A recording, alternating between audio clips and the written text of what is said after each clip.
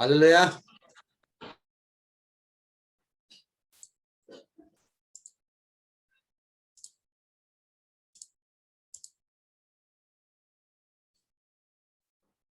आइए हम परमेश्वर के वचन को सुनेंगे। इस समय हमारे पास्टर जी को वेलकम करेंगे। प्रभु उनको आशीष कर। God bless you pastor sir. Please welcome quickly. This is your time. God bless you.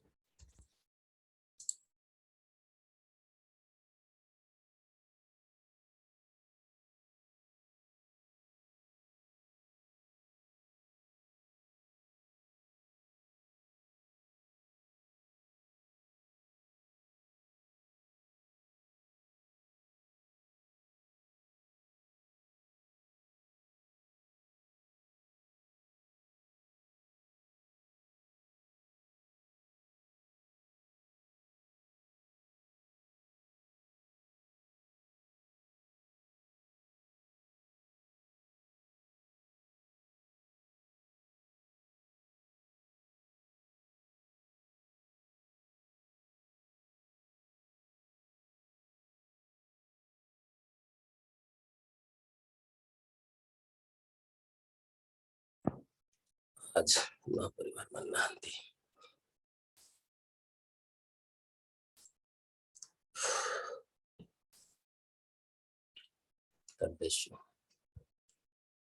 प्रभु आप सबको बड़ी आशीष दे। भाई दिनेश, तितूस, कालेब, भाई सुखदास और यहोशू लखो, प्रशंसा, मनीष, सभी को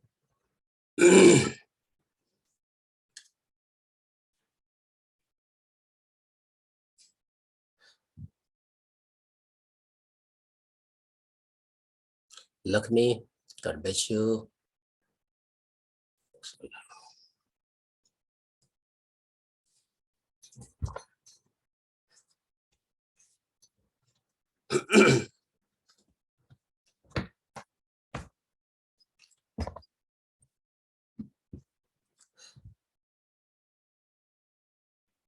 प्रभु की स्तुति और प्रशंसा और तारीफ हम करते हैं। बचेली के परिवार सभी को प्रभु आशीष दे। तोकापाल के, गीदम के, मौलीवाटा, जगदलपुर, सभी को प्रभु आशीष दे। रमेश को मैं पूछ रहा हूं कौन कौन सुन रहे हैं, कोई जुड़े हैं, कहां कहां से जुड़े हैं? तो 5 जगह से। चिरवाड़ा, भैरमगढ़, चिरवाड़ा, भैरमगढ़, केसापुर। अच्छा, चलो प्रभु आशीष दे आपको। भाई राजू, प्रभु आपको आशीष दे। आखिरी में बैठे रहते हैं। थोड़ा सा स्मार्ट हो जाइए। नाती आ जाने के बाद आप काहे के लिए ऐसा हो गए हैं? नाती आने के बाद आप पीछे की ओर काहे स्मार्ट रहिए। अरे भाई, आप पिछले साल में स्मार्ट देखा था आपको, बहुत बढ़िया। काहे ऐसा हो रहे हैं? मूछा ऊंचा को सब उतार दीजिए, सब बढ़िया होकर स्मार्ट हो जाइए। हैं? ये क्या नाती आने के बाद क्या चिंता हो गया क्या? खुशी होना चाहिए।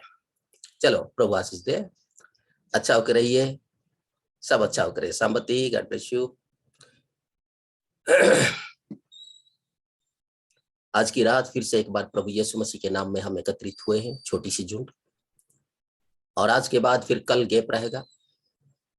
फिर संडे को फिर से एक बार प्रभु की सेवकाई के लिए हम जाएंगे। और हमारी सेवकाई में ऐसे ही नित्य चलता रहा है। हम नहीं जानते हैं कि कब ये सेवकाई स्थगित हो, ये हम नहीं जानते। मैं आज ये सोच रहा था कि बिजली चला गया सही टाइम में, और अभी आने का तो कोई आशा तो नहीं रहा।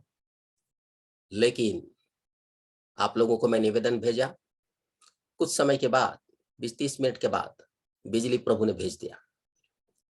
और मैं सोच रहा था कि आज फ्राइडे जो है, ज्यादा नहीं, 10-15 मिनट देख लूंगा और सभी को कह दूंगा अलविदा, सभी आराम करो। तब सोलोमन आ गए, सोलोमन भाई आए, बैठे थे बात करते करते बिजली आ गया। मैं बोला जब प्रभु नहीं चाहता है जूम का स्थगित करना तो हम कौन होते हैं जूम का हम स्थगित करें। और जूम का स्थगित तो इसीलिए नहीं होगा क्योंकि सुनने वाले यहाँ पर तैयार है सब। या सेवा करने वालों का कमी नहीं है हमारी छोटी सी चर्च में। और मैं देखा कि सब के सब प्रभु के अनुग्रह के कुछ लोगों को छोड़कर सभी के सभी आप प्रभु की सेवकाई में उपस्थित है। प्रभु आप सबों को बहुत ऐसे आशीष दे। आइए मैं परमेश्वर का वचन को आरंभ करने से पहले मैं एक बात कहूं। कल मैं एक बात आप लोगों को कहा था सुसमाचार के प्रचार के दरमियान। पुनरुत्थान पुराना नियम का 3 हो चुका और नया नियम का भी 3 हो चुका। मेरा बोलने में थोड़ा सा गलती हो गया है वहां, यानी कि मेरा मुंह फिसल गया। 3 नया नियम में 3 पुनरुत्थान नहीं हुआ है। गौर करेंगे, बोलते बोलते मेरा माने जीभ फिसल गया था, लेकिन 3 पुनरुत्थान है बोलने का, 3 पुनरुत्थान हो गया मैं बोल दिया उसको। आप लोगों ने ध्यान नहीं दिया, लेकिन मुझे तो ध्यान देना पड़ेगा, मुझे तो देखना पड़ेगा इसको। फिर बाद में सोलोमन भाई को मैं पीछे पूछा, वो भी चुप। घर में फिर हम लोगों का बातचीत चला फोन से, कहां पर तुमने देखा क्या। फिर मैं सोलोमन भाई को बोला नहीं नहीं नहीं मैं ऐसा बोल दिया था। फिर सोलोमन भाई बोले नहीं आप तो ठीक बोले हैं लेकिन थोड़ा सा ऐसा बोल दिए। तो मैं इस रीति से हम रात को बात करते करते रहे, क्योंकि परमेश्वर का वचन का सवाल है। आपको मालूम होना चाहिए कि जब भी हम वचन का प्रचार करते हैं, करने के बाद घर में जाकर मैं उसको मनन करता हूं, लेकिन मेरे पास रिकॉर्डिंग नहीं है, नहीं तो मैं फिर से सुनता। भाई का इसी में सब पेक हो जाता है। मेरा रिकॉर्डिंग को मुझे सुनना पड़ेगा और बहुत सारी बातों को सुनना पड़ेगा। सुनने के बाद हम कहीं कहीं छोड़ने का हम कोशिश करेंगे, क्योंकि कहीं हो सकता है हमारी गलती हो जाए, कोई कुछ हो जाए, पहले चेक करना पड़ता है। हमारे नबी जब 7 कलीसिया की काल और 7 सील सबको जब प्रचार किए, निरीक्षण किए, पहले सुने वो ठीक रीति से, उसका अनुवाद या उसका निरीक्षण करने वाली या करने वाला और थे कि कहां पर क्या है। क्योंकि हम मनुष्य, और मनुष्य होने के नाते हमसे गलती बोलते बोलते फिसल जाता है। अगर आप यदि सील की किताब में कभी प्रचार करते हुए कभी सुने हैं या कभी आप लोगों ने जिसके पास वो पढ़े हैं, नबी ने एक दिन 7000 की जगह में 700 कह दिया। 7000 की जगह में 700 कह दिया। एलिया के पास 7000 लोगों को रखा था प्रभु, लेकिन 700 कह दिया। उसके बाद किसी ने उनसे कहा भाई बिली 700 नहीं 7000। तब नबी ने कहा कि मेरा मुंह फिसल गया, मैं बहुत खुश हूं कि आप लोग मेरा वचन को ध्यान से सुनते हैं। नबी ने कहा आप लोग मेरा वचन को ध्यान से सुनते हैं, बस यही है। आप वचन को ध्यान से बाइबिल पढ़िए, तभी हमारे प्रचारक लोगों का मुंह से कभी आगे पीछे हो जाता है, जानबूझकर नहीं करेंगे वो। कोई भी इस छोटी सी कलीसिया का दुल्हन की सुसमाचार के लिए किसी को यदि परमेश्वर ने बुलाया है, वो कभी जानबूझकर आपको नहीं भटकाएगा, जानबूझकर कभी भी आपको गलत नहीं बताएगा, लेकिन फिसल जाएगा। तो मैं आपको कह रहा था कि मेरे मुंह में भी कल फिसल गया था, तो उसी को मैं आप लोगों को बता दूं। हालांकि आप लोगों ने ध्यान नहीं किया, आप विश्वास करते हैं, ये सबसे बड़ी चीज है। मैं वहां 3 पुनरुत्थान हो गया करके मैं बोल दिया था वहां, लेकिन 3 पुनरुत्थान नहीं। 3 पुनरुत्थान तो पुराना नियम में हो गया, लेकिन नया नियम में 1 हुआ है, 2 अभी बचा हुआ है। 2 अभी बचा हुआ है। अभी हमारे समय में 1 पुनरुत्थान होगा, उसके बाद 1 पुनरुत्थान होगा। 1 पुनरुत्थान हो गया। पुराना नियम में 3 और नया नियम में 3 का पुनरुत्थान के बारे में वहां लिखा गया है। लेकिन नबी कहते हैं, पहर के बारे में कुछ कहते हैं नबी कि पहला पहर, दूसरा पहर, तीसरा पहर, चौथा पहर, 5वां और 6वां, 7वां पहर में दूल्हा का आने का आवाज आया करके प्रॉफिट कहते हैं। पहला में आवाज नहीं आया, दूसरा में नहीं आया, तीसरा में नहीं आया, यहां तक कि 6वें पहर में भी वो नहीं आया। 7वां पहर में ही दूल्हा आने का शब्द सुनाया गया कि वो आ रहा है, वो आ रहा है। इसीलिए प्रिय छोटी सी झुंड, सातवां पहर जिसको कहा जाता है सातवां कलीसिया काल। पहला कलीसिया काल एक पहर था, दूसरी कलीसिया काल दूसरा पहर था, तीसरी कलीसिया काल तीसरा पहर था, चौथी और पांचवी और छठवीं इसी रीति से पहर को प्रॉफिट कहते हैं। और सातवीं पहर में ही दूल्हा का आने का आवाज आया, और वो ये घड़ी है, क्योंकि सातवां दूत के बाद ही स्वर्ग पर उठाए जाना पुनरुत्थान है। अब सातवां दूत आके चले गए, हमारे वर्ष, हमारे लिखी पढ़ी के मुताबिक, हमारे कैलेंडर के मुताबिक उन्होंने कहा था 77, उन्होंने कहा था, अनुमान कहा था, लेकिन कहीं कहीं अनुमान नहीं, ठीक उन्होंने कहा 77 में समाप्त हो जाएगा। लेकिन हम काफी साल हम आगे बढ़ चुके हैं, और सातवीं कलीसिया काल का दूत होने के नाते प्रॉफिट नबी को भी उस काल के लिए खड़ा होना पड़ेगा, उस समय के लिए खड़ा होना पड़ेगा। मेरी आवाज आ रही है आपको? हाँ, एकदम इसको जानिए, ये आप लोगों के लिए ही ये मैसेज। आप नहीं जानेंगे तो कैसे करेंगे? थोमा ने पूछा, हम मार्ग नहीं जानेंगे तो कैसे जाएंगे? उसने कहा, बोला, यीशु ने कहा, मार्ग और सत्य और जीवन मैं हूं रे, मुझे विश्वास कर, बस खत्म, मैं तुम्हारे साथ।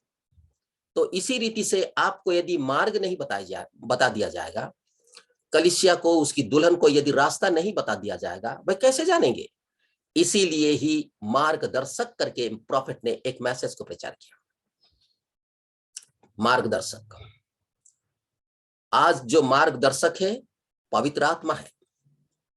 पवित्र आत्मा ही आपके लिए, मेरे लिए भेजा गया है मार्गदर्शक। वो आपको सही मार्ग पर अगुवाई करेगा। अभी स्वयं पवित्र आत्मा उसकी कलीसिया का, उसकी देह का देख रेख कर रहा है, वो स्वयं उसको चलाएगा। अभी हमारे पास कोई दूत नहीं है शरीर में, कोई भविष्यवक्ता नहीं है शरीर में, और कोई महान कोई ऐसी कोई व्यक्ति नहीं है जो हमें पवित्र शास्त्र में से भेदों को बता सके और ना हमें सत्य के मार्ग में चला सके। ऐसा आज के डेट में कोई नहीं है। इसीलिए ये अंत के समय में यीशु स्वयं ही उसकी अपने देह का संचालन करता है, उसकी अपनी कलीसिया का संचालन करता है। इसीलिए ही पवित्र आत्मा आपके भीतर में आके वो बैठना चाहता है, वो आपको अगुवाई करेगा। जब पवित्र आत्मा आपके भीतर में है, आपको कभी भी गलत और साइड में कभी नहीं ले जाएगा, आपको मार्ग में ले जाएगा। पवित्र आत्मा को आप अनुभव करें, पवित्र आत्मा की बातों को आप सुने और उस पर विश्वास करें और चलते रहे। पवित्र आत्मा ही आवश्यकता है इन दिनों में। मेरे प्रिय छोटी सी झुंड, पवित्र आत्मा क्या है? उसकी एक भाग है जो आपके भीतर में टोकन के रूप में आपको दिया गया, और वो टोकन जब है, वो चिन्ह यदि है तो वो उसका पट्टा है, वो उस घर का वो पट्टा है, वो उस घर का वो अधिकार है। वो अगर आपके पास यदि वो चीज यदि अधिकार है तो आपको कोई भी उस घर में प्रवेश करने के लिए कोई मना नहीं कर सकता, क्योंकि आपका घर खुल गया है। कैसे खुला है मैं थोड़ा सा बताऊंगा। जैसे ये, इसीलिए मैं हमेशा बोलता हूं, सिक्का का दो पहलू है, ध्यान रखें। अगर आपके लिए खुला है, ये कैसे जानेंगे? पिछले दिनों में हम लोगों ने पतरस के बारे में हमने देखा था, प्रेरितों के काम में देखा था कि यीशु मसीह ने कह दिया था कि तुझे मैं स्वर्ग राज्य का कुंजियां दूंगा। ठीक है, जहां खुलेगा तो खुल जाएगा, बंद करेगा तो बंद हो जाएगा, बिल्कुल सही। लेकिन आप याद रखिए, आपके लिए और मेरे लिए भी एक कुंजी है, मेरे और आपके लिए भी एक कुंजिया होना चाहिए। मैं आपको प्रभु के वचन में दिखाऊंगा, मैं थोड़ा सा बताऊंगा, थोड़ा हिंट में मैं बताऊंगा। तो मेरा कहने का मतलब आप समझ गए होंगे। मेरे फिसलने का टोंग ये हुआ कि मैं आपको 3 नया नियम में पुनरुत्थान हो चुका और पुराना नियम में भी 3 पुनरुत्थान हो चुका। कहने का मतलब मेरा मुंह से फिसल चुका। इसीलिए एक पहला हो चुका पुनरुत्थान, क्योंकि यीशु मसीह के क्रूस पर चढ़ने के द्वारा पर्दा फट गया, कल हम देख रहे थे। और मरे हुए जो मुर्दे थे, जिसको कहना चाहिए कब्र फट गया था, कब्र खुल गया था, और वहां से पवित्र लोग, धर्मी लोग निकले। और वहां पर पवित्र धर्मी लोग वही लोग थे जो पुराना नियम के संत लोग थे। पुराना नियम के धर्मी लोग थे, संत लोग थे, वे लोगों का कब्र खुल गया। और नबी ने कहा था कि जो जगह में उनको रखा गया था, जिस जगह में वे लोग थे, सब वो जो स्थान है वो खाली हो गया, धरती पर आ गए थे। आकर उन कब्र में जो शरीर था उनको उठा लिए, बदल गए थे वो लोग, वो शरीर को उठा लिए और वे लोग चलने लगे, मोहल्ले में घूमने लगे, बहुत सारे संत लोग उठे। ये पहला पुनरुत्थान हो चुका। पुराना नियम का संत लोगों का पुनरुत्थान हो चुका, पुराने नियम का। लेकिन नए नियम का पुनरुत्थान अभी इसी वक्त होगा, हमारे समय में। आपको सावधानी के साथ जीना पड़ेगा। और आप जानिए, इन दिनों में फिर से एक बार यरूशलेम के बारे में बारंबार न्यूज में हम फिर से सुन रहे हैं, फिर से वो बात फिर से आ रहा है कि लाल बछड़ा मिल चुका है। उस मंदिर के लिए, उस मस्जिद के लिए जो मस्जिद रखा गया है यरूशलेम में, उसके लिए अभी समस्या का घड़ी आने ही वाला है। सब हो चुका है, यहूदी लोग जान चुके हैं, यहूदी लोगों का खोज हो चुका है, न्यूज के मुताबिक हम लोग सुनते हैं। लेकिन हमें न्यूज से क्या फर्क पड़ता है? पवित्र आत्मा तो हमें उसकी भेद को बता चुका है और हमें तैयारी होने के लिए बारंबार चेतावनी दे चुका है। वो लाल बछड़ा आएगा, ये हम पवित्र शास्त्र में पढ़े हैं, उस भेद को हमने समझा है। वो लाल बछड़ा आएगा, ये सारे चीज घटित होने से पहले ही कलीसिया उठा लिया जाएगा। कलीसिया नहीं रहेगा, उसकी दुल्हन नहीं रहेगी, ये सब बाद में घटेगा।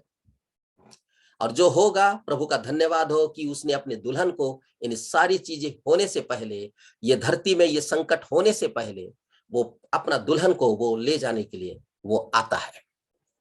और वो ऐसा आता है, आपको मालूम हो जाना चाहिए कि वो चोर की नहीं आता है, वो अपनी दुल्हन को ले जाता है। अगर दुल्हन यदि चली जाएगी, वैसे में कोई किसी को पता कानों का नहीं पड़ेगा। लेकिन हाँ, नबी का कहने के मुताबिक लोग खोजेंगे, लोग ढूंढेंगे, हमारे यहाँ का भाई कहाँ चला गया, दिख नहीं रहा है रात के समय में। हमारे दीदी कहाँ चली गई, भाई खेत में गई थी लेकिन लौट के नहीं आई। हमारा दीदी कहाँ चली गई, चक्की पीसने जाऊंगी बोली, और चक्की पीसने गई तो अभी तक आई नहीं। सुबह सुबह वो गई तो आई सी नहीं वो। हमारी माँ कहाँ चली गई।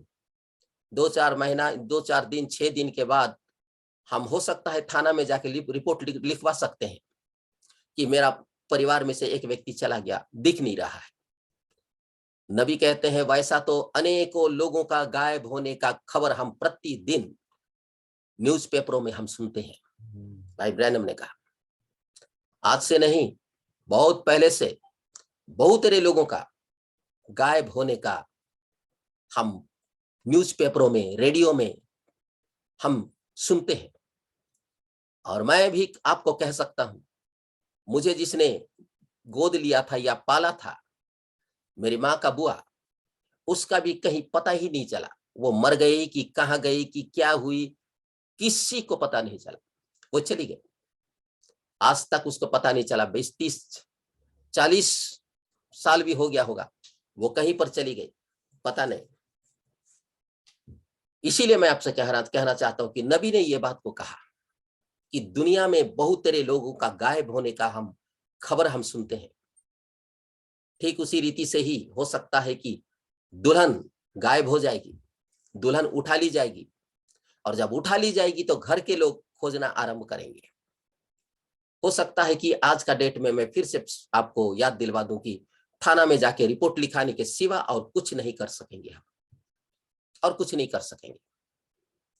तो मेरे प्रिय छोटी सी झुंड, मेरा मुंह में फिसलने का मतलब ये हुआ कि अभी पुनरुत्थान एक हुआ है नया नियम में, अब दूसरा होने का समय में हम पाए जाते हैं।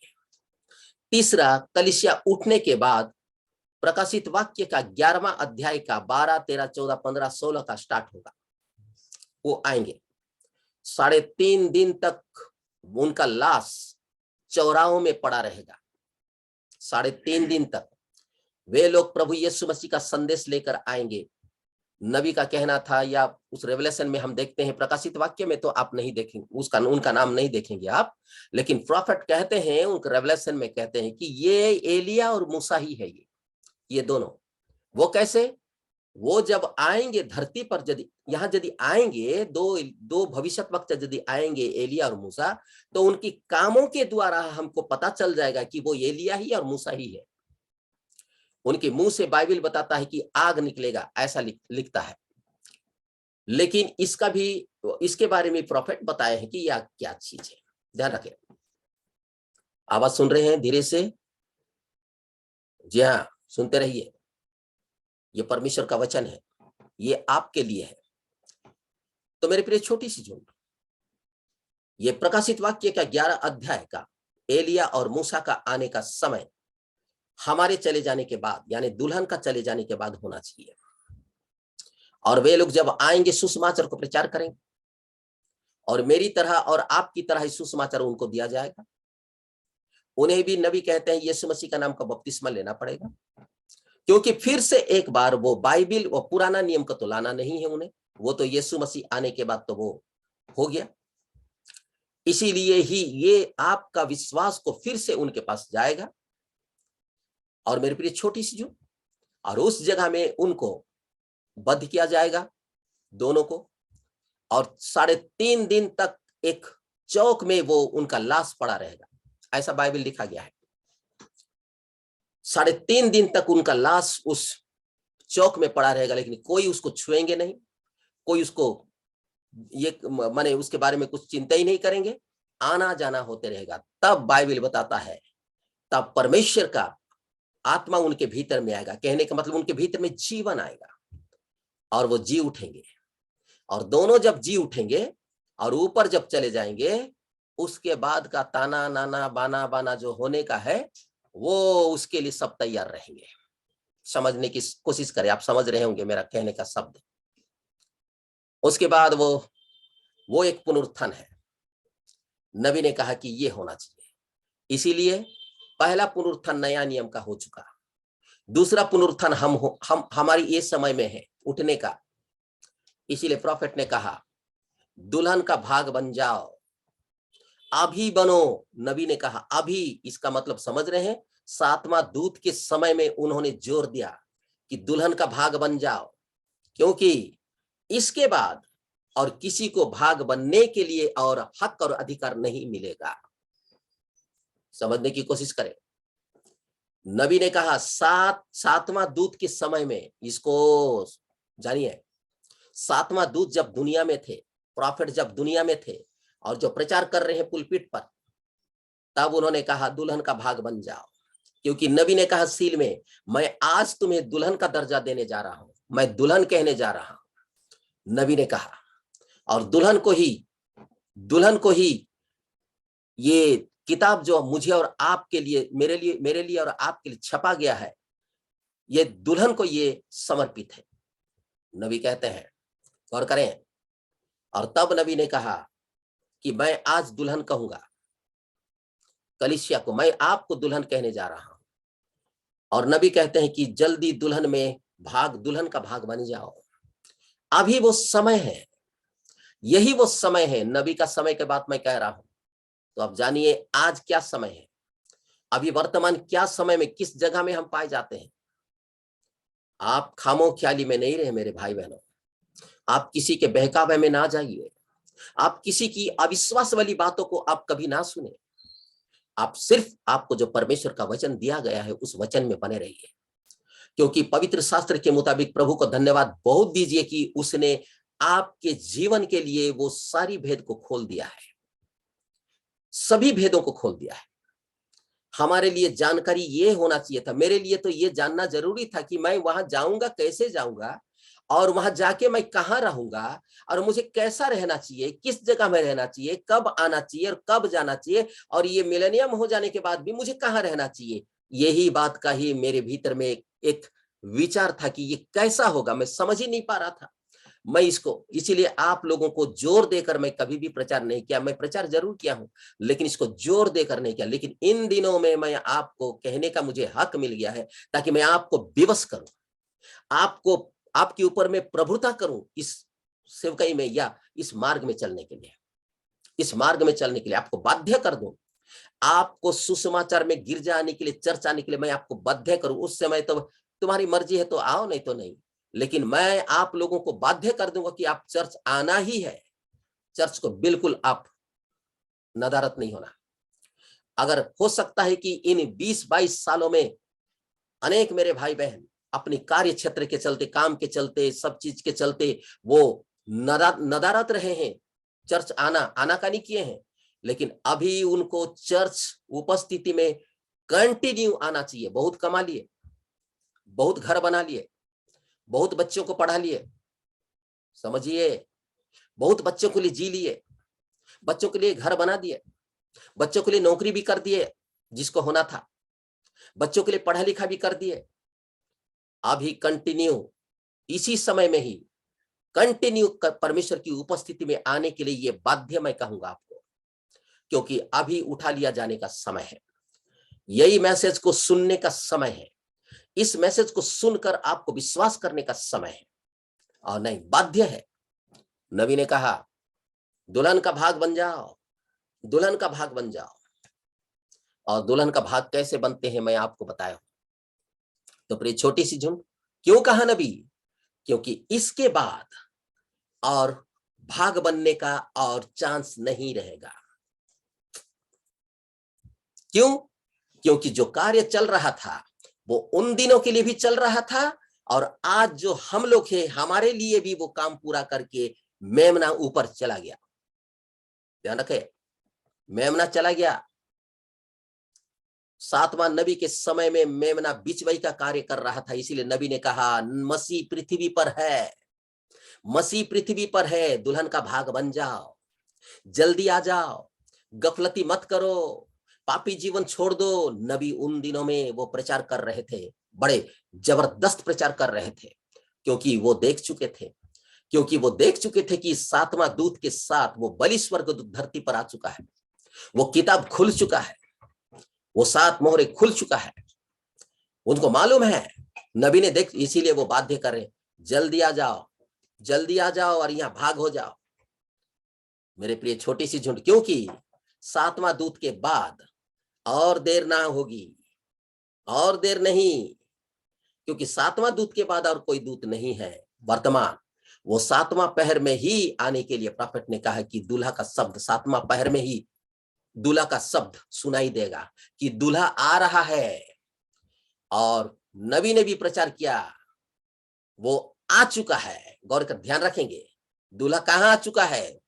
धरती पर 7वें नबी के साथ आ चुका है, 7वें नबी के समय में आ चुका है, जिसकी एक पैर समुद्र में था, जिसकी एक पैर पृथ्वी में था, और वो बलि स्वर्गदूत जो कि वो प्रभु यीशु मसीह ही है, उसके ऊपर में मेघधनुष रहा, और वो सफेद बादल उसकी वो ओढ़े हुए था, जिसकी आंख आग का ज्वाला और जिसकी चेहरा सूरज की नहीं था, उसको नबी ने देखा।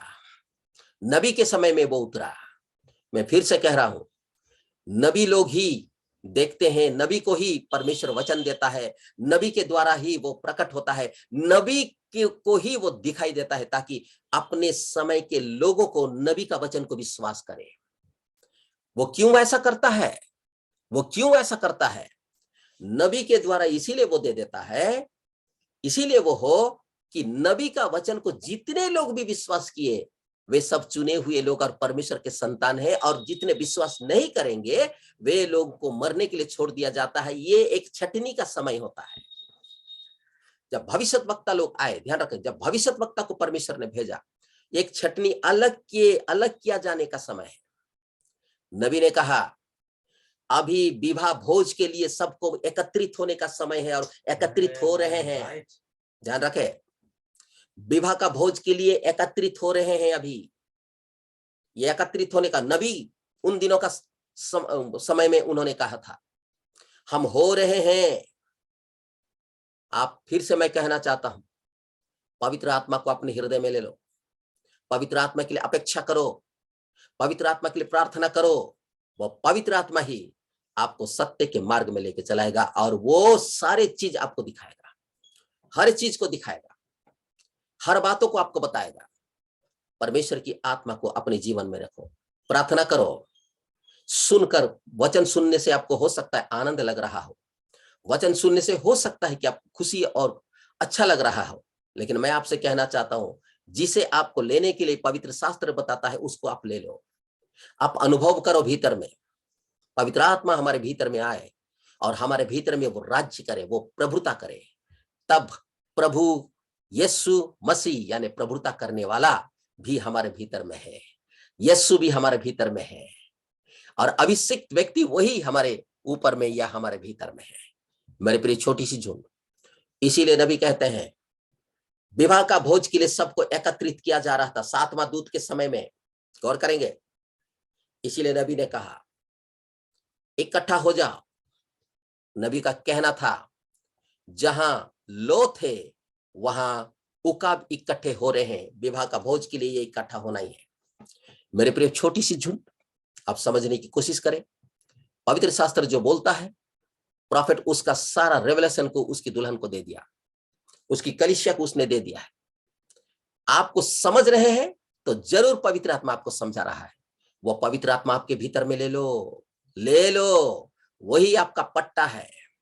उसके बिना आप अपने परिवार, अपना घर में आप प्रवेश नहीं करेंगे, अपना जमीन में आप राज्य नहीं कर सकते हैं। आप कोई भी राज्य नहीं कर सकेंगे। भले हम बड़े बड़े प्रचार कर सकते हैं, आपको भेद भरी बात को समझने के द्वारा आपको समझा सकते हैं, लेकिन कोई भी नहीं, वहां कोई नहीं, बड़ा नहीं, ना छोटा नहीं, राजा नहीं, महाराजा नहीं, और कोई व्यक्ति नहीं, जब तक कि पवित्र आत्मा उसके भीतर में नहीं आए। कल हम देख रहे थे कि पहले जो मसीह में मरे हैं वो जी उठेंगे करके लिखा गया। थिस्सलुनी की किताब में हम देखे थे, जो मसीह में मरे हैं पहले वो जी उठेंगे। इसका मतलब आप समझ पाए, जो मसीह में है वही ही जिएंगे, वही उठेंगे। जो मसीह में नहीं है वो कभी नहीं उठेंगे। समझने की कोशिश करें, ये बाइबल ऐसे ही बताता है। थिस्सलुनी की किताब में हम देख रहे थे, पहले जो मसीह में है, मरे हैं, वो जी उठेंगे। पहले जो मरे थे वो तो जी उठे। ध्यान रखेंगे, मेरा बात समझ रहे हैं। पुराना नियम के जितने संत पहले जो मर गए थे वो जी उठे। क्यों जी उठे? प्रॉफिट कहते हैं क्योंकि उन्होंने भेड़ का बलिदान किया था, उन्होंने भेड़ का बलिदान किया था, उन्होंने मेमना का बलिदान किया था। उस नियम को उन्होंने पालन किया था जो मूसा के द्वारा दिया गया था। क्योंकि भेड़ यदि वो बलिदान कर रहे हैं, मेमना यदि बलिदान कर रहे हैं, तो उनका यह विश्वास था कि आने वाली समय में एक असली मेमना आने वाला है। ये उनका भीतर में ये प्रकाशन, ये विश्वास रहा। ध्यान रखें, यही कारण वो संत लोग इस मेमने के मरने के द्वारा, उसका लहू बहने के द्वारा, वे लोग मुर्दे लोग जितने भी मरे हुए थे वे कब्र से के भीतर में निकल कर आए, कब्र के भीतर से निकल कर आए। अभी भी एक समय होने वाला है, प्रिय कलीसिया, जितने भी सातों कलीसिया काल में से जितने भी सोए हुए हैं, गौर करेंगे, जितने भी सोए हुए हैं सातों कलीसिया कालों में से जितने भी अपने अपने संदेश वाहकों का संदेश को विश्वास करके सो गए हैं, दुख उठा के सो गए हैं, पीड़ित होके सो गए हैं, वे सब मिट्टी में है, वो धरती पर ही वे सब सोए हुए हैं। लेकिन ये 7वीं पहर का जो आवाज है, यही 7वीं पहर में वो पहला कलीसिया वाले से लेकर आज तक का वो जी उठेंगे। अभी तक का नहीं, वहां से वो लोग जी उठेंगे। 7वां एफिसी से लेकर कलीसियाई कालों में से लेकर, मेरा आवाज आ रहा है आप लोगों को? अच्छा से जानिए, तब वहां से लेकर वो अभी ये 7वें पहर में सब लोग जी उठेंगे। मेरे प्रिय छोटी सी झुंड, इसीलिए वे लोगों ने मेमना को बलिदान किया था। उसका प्रतीक ये था कि आने वाली समय में एक वध किया हुआ मेमना आएगा, और वो विश्वास, उस मेमना का उस बलिदान या वो विश्वास ही उनको, कब्र खुल गया और यीशु मसीह के समय में वे आए, और तब वो कहावत पूरा हुआ, हे सनातन फाटक तू खुल जा, क्योंकि प्रतापी राजा प्रवेश करने वाला है। और वो प्रतापी राजा हमारा यहोवा है, क्योंकि वही यहोवा ही देहधारी होकर धरती पर आया था, और वही यहोवा उठ रहा है। तब बाइबल बताता है, नबी कहते हैं कि वो जितने पवित्र लोग थे वे सभी को झुंड के साथ लेकर वो प्रवेश किया अंदर में। यहां से सब उठ गए, यीशु के साथ सब उठ गए। जितने संत लोग मरे थे, जो कब्र से उठ गए थे, वे लोग और कब्र में नहीं गए, कब्र में सोए नहीं, लेकिन वे कब्र से निकलकर यीशु मसीह 40 दिन तक जब पुनरुत्थान के बाद जब इस धरती पर था, तब यीशु मसीह के साथ वे सब के सब उस बादल के भीतर में वो प्रवेश किए। तब नबी ने कहा, वो लोग पहले जिस डायमेंशन में थे, वो डायमेंशन वो जो आयाम वो खाली हो गया, लेकिन एक नई फाटक के भीतर में यीशु मसीह उनको प्रवेश करवाया, प्रॉफेट ने कहा। तो मेरी प्रिय छोटी सी झुंड, हम भी वहीं जाएंगे अगर प्रभु का विलंब हुआ, लेकिन मैं चाहता हूं कि हम ये प्रयास करें, प्रभु की अनुग्रह के द्वारा प्रभु से हम प्रार्थना करें और कहें, प्रभु वो दिन क्या मुझे देखने दोगे आप, कि मैं जिंदा जिंदा मैं बदल जाऊं, मैं कब्र में ना जाऊं। कब्र में कष्ट पढ़ के जाना पड़ेगा, कब्र में यदि जाना है तो ये शरीर को तकलीफ तो होना पड़ेगा। भाई ब्रैनम ने कहा कि स्वर्ग में या उस पर जाने का एक ही फाटक है, जिसको हम कहते हैं मृत्यु। ये मृत्यु से होकर ही हम उस पर जा सकते हैं। तब नबी अनेकों बार कहते हैं, मुझे उस नदी के उस पार मुझे जाना है। उनका प्रचार में आप यदि कभी जानोगे, जानिए, मैं तो उस नदी के उस पार मैं जा रहा हूं, मुझे उस पार मुझे जाना है जहां पर बहुत खुशियां हैं। मेरे प्रिय छोटी सी झूठ, आप समझिए, ये शरीर में हमें नहीं, ऐसा हम प्रार्थना करें कि प्रभु तेरी अनुग्रह हम पर हो, कि मैं कब्र में नहीं जाना चाहता, उस कब्र का उस स्वाद को मैं चखना नहीं चाहता।